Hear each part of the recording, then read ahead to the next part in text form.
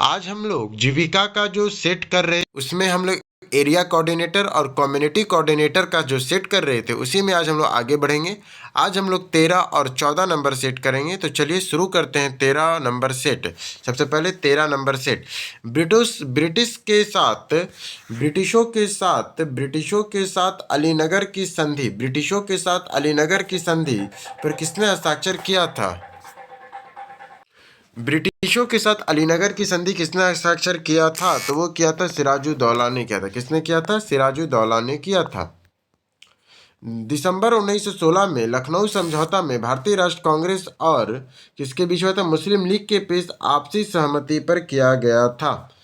इसके बाद वह कौन सा अधिनियम था जिसमें मार्ले मिल्टो सुधार के नाम से जाना जाता है? कौन सा अधिनियम है जिसे हम लोग मार्ले मिल्टो सुधार के नाम से जानते हैं? तो मार्ले मिल्टो सुधार के नाम से किसे हम लोग जानते हैं? तो भारत परिषद अधिनियम 1909 को, भारत परिषद अधिनियम 1909 को जानते हैं। निम्नलिखित में से किस खेल प्रतियोगिता में सैयद मुश्ताक अली ट्रॉफी दी गई थी? तो वो दिया गया था क्रिकेट में। निम्नलिखित में से किस खेल प्रतियोगिता में सैयद मुश्ताक अली ट्रॉफी दी गई थी? वो दिया था क्रिकेट में। प्रतिष्ठित दादा साहेब फाल्के पुरस्कार किस वर्ष प्रारंभ हुआ था? तो वो हुआ था 1969 में। प्रतिष्ठित दादा साहेब फाल्के पुरस्कार किस वर्ष प्रारंभ हुआ था? तो 1969 में प्रारंभ हुआ था।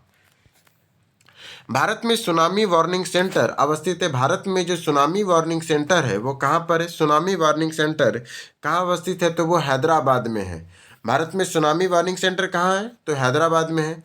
राष्ट्रीय बीज निगम की स्थापना किस वर्ष हुई थी? राष्ट्रीय बीज निगम की स्थापना कब हुआ था? राष्ट्रीय बीज निगम की स्थापना 1963 में।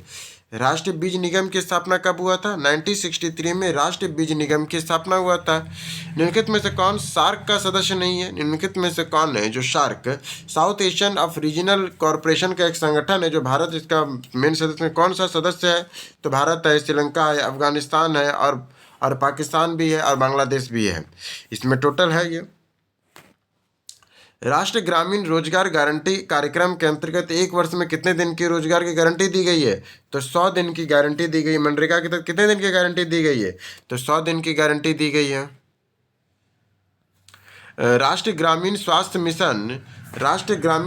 मिशन NRHM के अंतर्गत ग्राम स्तर में स्वास्थ्य कार्यकर्ता कितने हैं? तो ग्राम स्तर पे स्वास्थ्य कार्यकर्ता कितने हैं?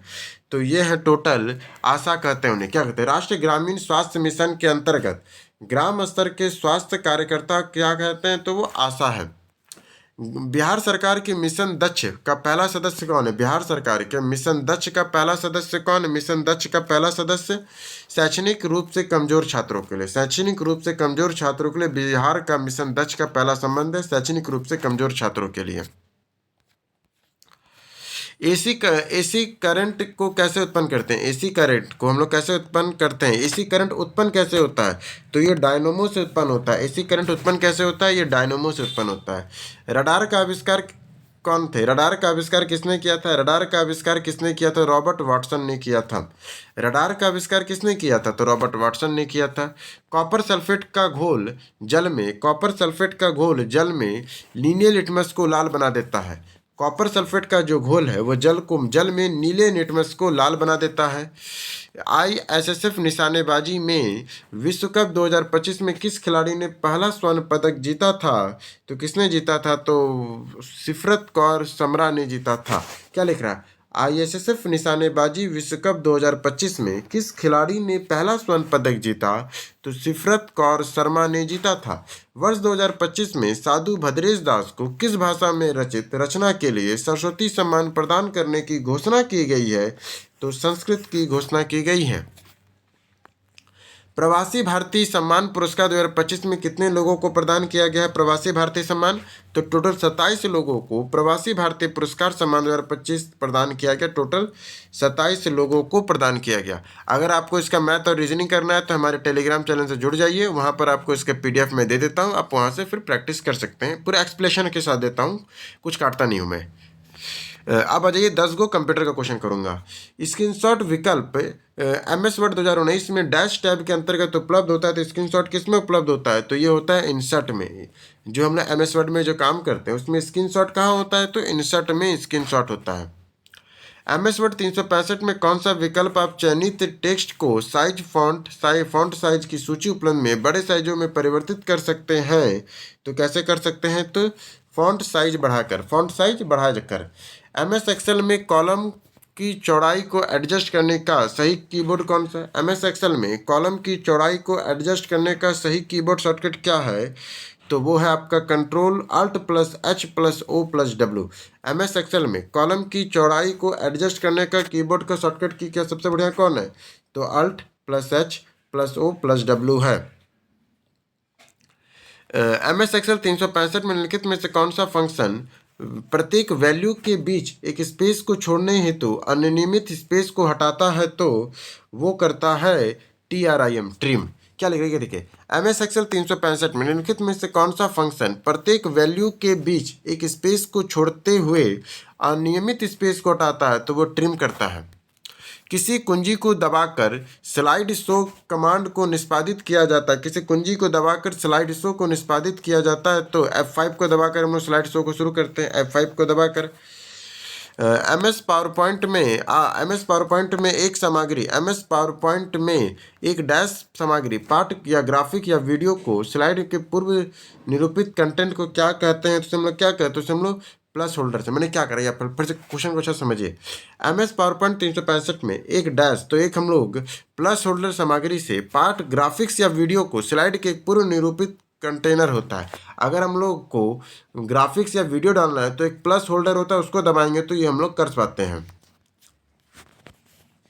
निम्नलिखित में से कौन सा प्रोटोकॉल ईमेल सर्वर के मैसेज प्राप्त करता है? इनमें से कौन सा प्रोटोकॉल है जो ईमेल सर्वर से मैसेज प्राप्त करता है? तो वो करता है POP, post office protocol. Dash खाद्यान्न संचारण रियल टाइम कम्युनिकेशन के लिए एक वीडियो कोलैबोरेशन टूल है, तो कौन सा है? तो वो जूम है।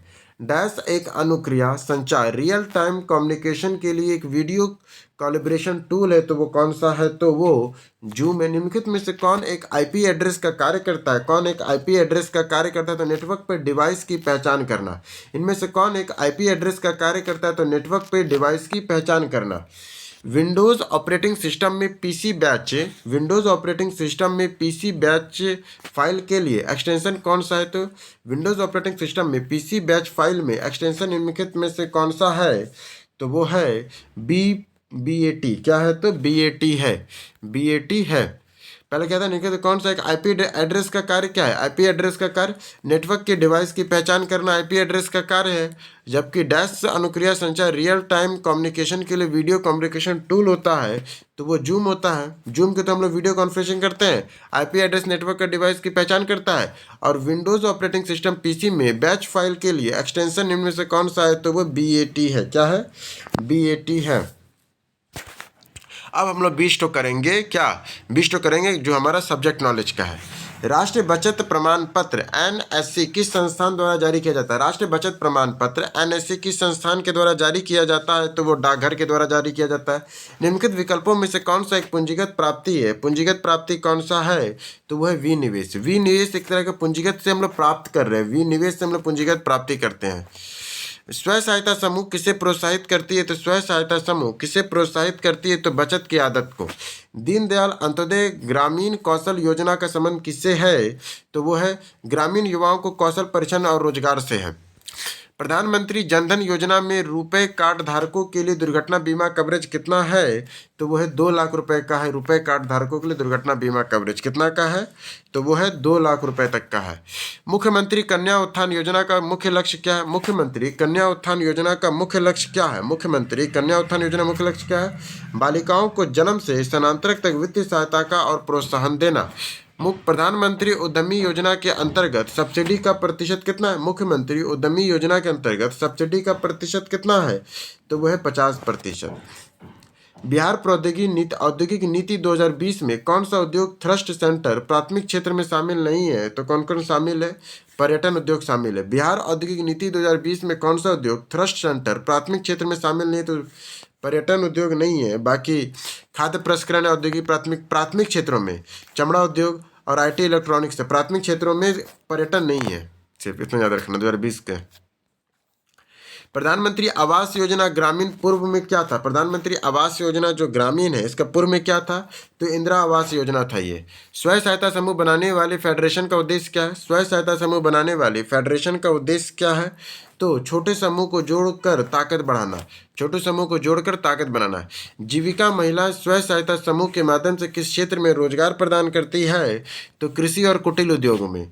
बिहार में स्वयं सहायता समूह बैंक लीकेज कार्यक्रम का किस प्रमुख मिशन के अंतर्गत संचालित होता है? तो ये संचालित होता है जीविका योजना के तहत। बिहार में जो स्वयं सहायता समूह के बैंक लीकेज कार्यक्रम को किस मिशन के अंतर्गत संचालित कर रहे हैं? तो जीविका मिशन के अंतर्गत संचालित कर रहे हैं। बिहार राज्य में लीची का सबसे बड़ा उत्पादक जिला कौन है? बिहार राज्य में लीची का सबसे बड़ा उत्पादक जिला कौन है? तो वो मुजफ्फरपुर है। मुख्यमंत्री कृषि इनपुट अनुदान योजना किस परिस्थिति में लागू होती है? तो वो होती प्राकृतिक आपदाओं की फसल क्षति होने पर। निम्नलिखित में से कौन से रबी के सीजन से संबंधित नहीं है? इनमें से कौन सा फसल है जो रबी के सीजन से संबंधित नहीं है? तो कौन कौन रबी सीजन से संबंधित कौन कौन है? चना है, मटर है, सरसों है, पर मूंगफली नहीं है। मूंगफली नहीं है। मूंगफली आता है खरीफ सीजन में, रबी में नहीं आता है। मनरेगा के तहत दी जाने वाली मजदूरी कौन तय करता है? तो केंद्र सरकार और राज्य सरकार दोनों मिलकर तय करती है। राष्ट्रीय कृषि विकास योजना का एक अन्य नाम क्या है? राष्ट्रीय कृषि विकास योजना का एक अन्य नाम क्या है? तो NADP, national agriculture development programme, इसे हम लोग राष्ट्रीय कृषि विकास योजना भी कहते हैं। ग्रामीण विकास की प्रक्रिया में, ग्रामीण विकास की प्रक्रिया कैसी है? ग्रामीण विकास की प्रक्रिया कैसी है? तो सतत और बहुआयामी है। EAS, एम्प्लॉयमेंट एसोसिएशन स्कीम किस वर्ष शुरू हुआ था? तो ये हुआ था 1993 में। जिला परिषद का अध्यक्ष किसे कहते हैं? तो अध्यक्ष को जिला परिषद का अध्यक्ष कहते हैं। इस तरह करके हम लोग का सेट 13 खत्म होता है। अब हम लोग करेंगे सेट 14। तो चलिए अब हम लोग इसी के 14वां नंबर सेट करते हैं। तो पहला क्वेश्चन है इसका, ब्रिटिश ने डैश में ब्रिटिश ने साल 1849 में एंग्लो सिख युद्ध में सिखों को हराने के बाद पंजाब पे कब्जा कर लिया था। पंजाब पे कब्जा कब किया था? 1849 में। कब? एंग्लो सिख युद्ध को सिखों को हराने के बाद। डैश में संपन्न कांग्रेस का अधिवेशन किस पिछड़े ग्रामीण क्षेत्रों में आयोजित होने वाला पहला अधिवेशन था? तो ये फैजपुर में। फैजपुर जो था, फैजपुर में संपन्न हुआ कांग्रेस का अधिवेशन किसी पिछड़े ग्रामीण क्षेत्र में आयोजित होने वाला पहला अधिवेशन, इसे ही हम लोग कहते हैं गांव में आयोजित होने वाला फैजपुर था ये। निम्नलिखित में से किस वर्ष अवध के नवाब ने ब्रिटिश भारत के गवर्नर जनरल लॉर्ड वेलेस्ली द्वारा शुरू किए गए सहायक गठबंधन को स्वीकार किया गया था? तो वे थे 1801 में। निम्नलिखित में से किस वर्ष अवध के नवाब ने ब्रिटिश भारत के गवर्नर जनरल लॉर्ड वेलेस्ली द्वारा शुरू की गई सहायक गठबंधन को स्वीकार किया था? तो 1801 में स्वीकार किया था। टेस्ट क्रिकेट में 13 शतक बनाने वाले प्रथम भारतीय कौन है? 13 शतक लगाने वाले पहले भारतीय कौन है? प्रथम भारतीय कौन? 3 को शतक मार दिए थे, वो थे वीरेंद्र सहवाग थे। कौन थे? वीरेंद्र सहवाग थे। निम्नलिखित में कौन पद्म विभूषण पहला प्राप्तकर्ता कौन है? इनमें से कौन है जिन्हें पद्म विभूषण पहला प्राप्तकर्ता कौन है? तो सत्येंद्र नाथ बोस को मिला था, प्रथम पद्म विभूषण मिला था। भारत शहरी वेधशाला ऑब्जेक्टरी निम्नलिखित में किस स्थान पर स्थित है? तो ये है नई दिल्ली में। भारत शहरी वेधशाला ऑब्जेक्टरी कहाँ है? तो नई दिल्ली में है। वन संसाधन संस्थान कहाँ स्थित है? तो वन संसाधन संस्थान कहाँ है? वन संसाधन संस्थान देहरादून में है। वन संसाधन संस्थान कहाँ है? तो देहरादून में। सरसों अनुसंधान केंद्र कहाँ है? तो सरसों अनुसंधान केंद्र मध्य प्रदेश में है। सरसों अनुसंधान केंद्र कहाँ पर है? तो ये मध्य प्रदेश में है। राष्ट्रीय ग्रामीण रोजगार गारंटी अधिनियम के अंतर्गत संचालित योजनाएं प्रयोजित होती है। राष्ट्रीय ग्रामीण रोजगार गारंटी अधिनियम के अंतर्गत संचालित योजनाएं कहाँ प्रयोजित होती है? तो ये होती है आंशिक रूप से केंद्र सरकार और आंशिक रूप से राज्य सरकारों द्वारा। भारत सरकार द्वारा चलाया गया मिशन इंद्रधनुष किससे संबंधित है? तो भारत सरकार द्वारा चलाया गया मिशन इंद्रधनुष किससे संबंधित है? तो यह है बच्चों की गर्भवती महिलाओं के प्रतिरक्षण के लिए भारत सरकार द्वारा चलाया गया मिशन इंद्रधनुष किससे संबंधित है? तो बच्चों और गर्भवती महिलाओं के परीक्षण से संबंधित है। बिहार छात्र क्रेडिट कार्ड योजनागत 12वीं छात्रों को कितनी शिक्षा ऋण के रूप में मिलती है? तो ये मिलती है 4 लाख रुपए तक का मिलता है। बिहार छात्र क्रेडिट कार्ड योजना के तहत 12वीं के छात्रों को कितनी राशि ऋण में दी जाती है? तो 4 लाख रुपए हम लोग ऋण में देते हैं। आ जाइए 12 नंबर, आघात और प्रत्याघात का बल क्या है? आघात और प्रत्याघात बल क्या है? आघात और प्रत्याघात बल क्या है? तो ये एक हमेशा समान और विपरीत दिशा में होता है। आघात और प्रत्याघात बल हमेशा समान और विपरीत दिशा में होता है। आघात और प्रत्याघात बल हमेशा समान और विपरीत दिशा में होता है। भारतीय परमाणु ऊर्जा कार्यक्रम के जनक कौन है? तो भारतीय परमाणु ऊर्जा कार्यक्रम के जनक कौन है? तो वो है H.J.A. भाभा। ये भाभा जो नहीं थे, भाभा थे, नाम भूल गया उनका, H.J. भाभा थे, हीरो भूल गया। आपको कमेंट में नाम याद है तो बताइएगा ना, हम भूल गए। घड़ी में मतलब याद है, मुंह में नहीं आ रहा है। घड़ी में क्वार्ट्ज क्रिस्टल का कार्य करना किस पर आधारित है? घड़ी में क्वार्ट्ज क्रिस्टल का कार्य करना किस पर आधारित है? तो वो आधारित है पीजो इलेक्ट्रिक प्रभाव पे। घड़ी के क्वार्ट्ज क्रिस्टल का कार्य करना किस पर आधारित है? तो पीजो इलेक्ट्रिक प्रभाव पर है। पहले खेलो इंडिया जल खेल महोत्सव का शुभारंभ क्या नाम है जिसका श्रीनगर में अनावरण किया गया है? तो वो है हिमालय किंगफिशर का है। पहले खेलो इंडिया जल खेल शुभंकर का क्या नाम है जिसका श्रीनगर में अनावरण किया गया? तो हिमालयन किंगफिशर है पहलो खेला इंडिया जल खेल महोत्सव का नाम। नोबेल प्राइज 2025 किसे प्रदान किया गया? नोबेल प्राइज 2025 किसे प्रदान किया गया है? तो मोसाकी काशीवारा को। चर्चा में रहा टाइलर पुरस्कार किस क्षेत्र में प्रदान किया जाता है? चर्चा में रहा टाइलर पुरस्कार किस क्षेत्र में प्रदान किया जाता है? तो पर्यावरण के क्षेत्र में टाइलर पुरस्कार प्रदान किया जाता है। अगर आपको इसका मैथ और रीजनिंग करना है तो हमारे टेलीग्राम चैनल से जुड़ जाइएगा, वहाँ पर मैं इसका PDF दे देता हूँ पूरा सॉल्यूशन के साथ। चलिए आइए अब करेंगे हम लोग 41 नंबर।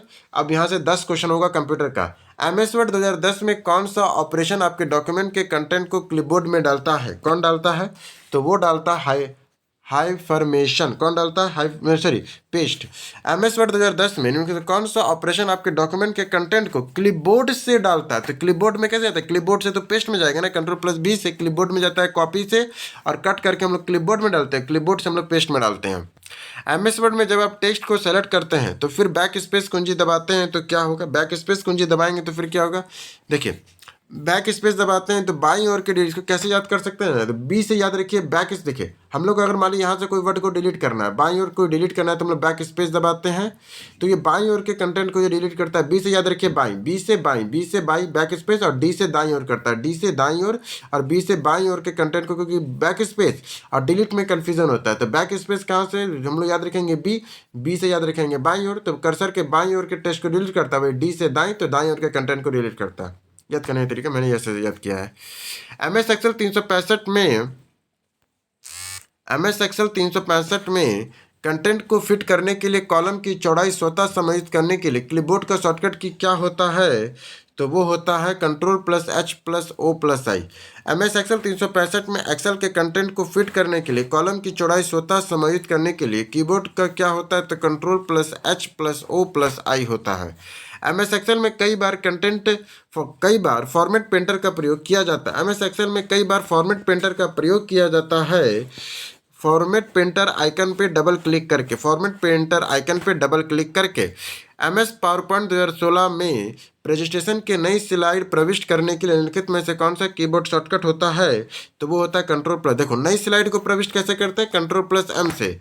और नया प्रेजेंटेशन बनाना है तो Ctrl+N, नया स्लाइड एंटर करना है तो Ctrl+M के द्वारा हम लोग नया स्लाइड एंटर करते हैं। MS पावरपॉइंट 365 में नई स्लाइडों को हटाने के लिए डैश को दबाए रखने में आपकी इच्छित स्लाइडर का चयन करें, फिर दाएं क्लिक करें डिलीट स्लाइड के लिए, तो वो है आपका कंट्रोल का। अगर में कई स्लाइडों को हटाने के लिए कंट्रोल दबाए रखेंगे और उसके बाद इच्छित स्लाइड का चयन करेंगे, फिर दाएं क्लिक करेंगे और डिलीट दबाएंगे तो वो डिलीट होते जाएगा कंट्रोल के थ्रू। निम्नलिखित में से कौन सा विकल्प गूगल डॉक्स जैसे वेब आधारित डॉक्यूमेंट ओपन करने का सामान्य तरीका नहीं है? तो कौन सा नहीं है? तो संपूर्ण डॉक्यूमेंट को स्केच से टाइप करना, ये नहीं है। बाकी कौन कौन तरीका? अपने कंप्यूटर को डॉक्यूमेंट अपलोड करना, टेम्पलेट में एक नया डॉक्यूमेंट क्रिएट करना, किसी वेब लिंक को डॉक्यूमेंट सब को एक्सपोर्ट करना। निम्नलिखित में से कौन सा विकल्प VoIP का सही पूर्ण रूप है? निम्नलिखित में से कौन सा विकल्प VoIP का सही रूप कौन सा है? तो वह है वॉइस ओवर इंटरनेट प्रोटोकॉल। निम्नलिखित कौन सा विकल्प VoIP का सही पूर्ण रूप है? तो वॉइस ओवर इंटरनेट प्रोटोकॉल। एक प्रकार का सिग्नल के विभिन्न प्रकार के सिग्नल्स में परिवर्तित करने वाले डिवाइस को क्या कहते हैं? तो उसे हम लोग प्रोड्यूसर कहते हैं। एक प्रकार के सिग्नल्स को विभिन्न प्रकार के सिग्नल्स में परिवर्तित करने वाले डिवाइस को ट्रांसड्यूसर कहते हैं। क्या कहते हैं? तो ट्रांसड्यूसर कहते हैं। विंडोज़ में किसी प्रोग्राम के एप्लीकेशन चलाने के लिए डैश 2 बार क्लिक करना पड़ता है। एप्लीकेशन को चलाने के लिए किसको हमें 2 बार क्लिक करना पड़ता है? तो एग्जीक्यूटेबल फाइल को। अगर किसी प्रोग्राम या एप्लीकेशन को चलाना है तो एग्जीक्यूटेबल फाइल को 2 बार क्लिक करना होता है। इस तरह हमारा कंप्यूटर खत्म। अब हम लोग 20 तो करेंगे सब्जेक्टिव नॉलेज को। सिस्टमेटिक इन्वेस्टमेंट प्लान SIP किससे संबंधित है? तो ये म्यूचुअल फंड से संबंधित है। किससे संबंधित है? तो ये म्यूचुअल फंड से संबंधित है। निम्नलिखित में से कौन राजस्व प्राप्ति है? तो राजस्व प्राप्ति कौन है? तो बाहरी अनुदान को हम लोग राजस्व प्राप्ति कहते हैं। खाता बही का खर्च क्रेडिट किस तरफ होता है? खाता बही में खर्च जो है वो क्रेडिट किस तरफ होता है? तो दाईं तरफ होता है, दाईं तरफ होता है। राष्ट्रीय ग्रामीण आजीविका मिशन के तहत स्वयं सहायता समूह आमतौर पर कितने सदस्य शामिल होते हैं? तो 10 से 20 सदस्य शामिल होते हैं। प्रधानमंत्री जीवन ज्योति बीमा योजना के वर्तमान वार्षिक प्रीमियम 1 जून 2022 के बाद कितना हो गया है? तो वो हो गया 436 रुपये। प्रधानमंत्री जीवन ज्योति बीमा योजना के तहत कितना प्रीमियम है? 436 रुपये। प्रधानमंत्री जीवन ज्योति बीमा योजना तहत 436 रुपये है। मुख्यमंत्री विद्यार्थी प्रोत्साहन योजना किस विभाग के अंतर्गत आता है? मुख्यमंत्री विद्यार्थी प्रोत्साहन योजना किसके तहत आता है? तो शिक्षा विभाग के तहत आता है। ग्रामीण उद्यमियों के लिए योजना का संचालन कौन करता है? ग्रामीण उद्यमियों के लिए योजना का संचालन कौन करता है? तो उद्योग विभाग करता है। कौन करता है? ग्रामीण उद्यमों के लिए ये उद्योग विभाग करता है। बिहार औद्योगिक नीति 2020 के तहत औद्योगिक इकाइयों के अधिकतम पूंजी अनुदान की सीमा कितनी है? तो वो है 10 करोड़ रुपए। औद्योगिक नीति के तहत औद्योगिक इकाइयों के अधिकतम पूंजी अनुदान कितना देंगे हम लोग? तो 10 करोड़ रुपए तक हम अधिकतम पूंजी दान देंगे। फिर आता है प्रधानमंत्री आवास ग्रामीण के तहत कितने घर बनाने का लक्ष्य है? तो कितने घर बनाने का लक्ष्य है? तो 2 करोड़ तक ग्रामीण आवास योजना तक बनाने का लक्ष्य है। स्वयं सहायता समूह का गठन किससे होता है? तो स्वयं सहायता समूह का गठन किससे होता है? स्वयं सहायता समूह का गठन किससे होता है? तो नागरिकों की पहल से होता है स्वयं सहायता समूह का गठन। आजीविका के अंतर्गत बैंक लीकेज का अर्थ क्या है? आजीविका के अंदर बैंक लीकेज का अर्थ क्या है? स्वयं सहायता समूह द्वारा बैंकों में सीधे ऋण देने का, लेन देन का। बिहार में आजीविका कार्यक्रम कौन सा विभाग संचालित करता है? तो बिहार में जो ग्रामीण आजीविका विभाग है कौन संचालित कर रहा था? ग्रामीण विकास विभाग बिहार कर रहा है। बिहार में फलों के उत्पादन में बिहार राज्य का कौन सा स्थान है? फलों के उत्पादन में बिहार राज्य का कौन सा स्थान है? तो वो है 8वां स्थान है। बिहार में जीविका परियोजना मुख्य रूप से किससे जुड़ी हुई है? जीविका परियोजना महिला और स्वयं सहायता समूह से जुड़ी हुई है। मूल्य श्रृंखला की अवधारणा किसने दी थी? मूल्य श्रृंखला की अवधारणा किसने दी थी? तो ये दिया था माइकल पोर्टर ने। मूल्य श्रृंखला की अवधारणा किसने दी थी? तो माइकल पोर्टर ने दिया था। मनरेगा के तहत रोजगार उपलब्ध कराने का अधिनियम दूरी कितनी होगी? तो वो होगा 5 किलोमीटर तक। मनरेगा के तहत रोजगार उपलब्ध कराने का अधिनियम कितनी दूरी पर होगा? तो 5 किलोमीटर पर होगा। राष्ट्रीय कृषि विकास योजना का लक्ष्य कृषि में कितनी वृद्धि दर हासिल करना है? तो 4% तक हासिल करना है। ग्रामीण विकास का मूल तत्व क्या है? ग्रामीण विकास का मूल तत्व क्या? आर्थिक विकास, सामाजिक विकास, मानव संसाधन का विकास। ट्राइबल सब प्लान TSP कब शुरू हुआ था? तो ट्राइबल सब प्लान कब शुरू हुआ था? तो ये हुआ था 5वीं पंचवर्षीय योजना में। पंचायती राज में महिलाओं का आरक्षण कितना % है? तो 33% आरक्षण है और कई सारे राज्यों में 50% तक आरक्षण है। इस तरह से हम लोगों ने 13 और 14 खत्म कर दिया। अगर आपको इसका PDF चाहिए तो हमारे टेलीग्राम चैनल से जुड़ जाइएगा और चैनल को प्लीज़ सब्सक्राइब कर लीजिएगा। तब तक के लिए धन्यवाद। जल्दी मिलेंगे नए सेट के साथ।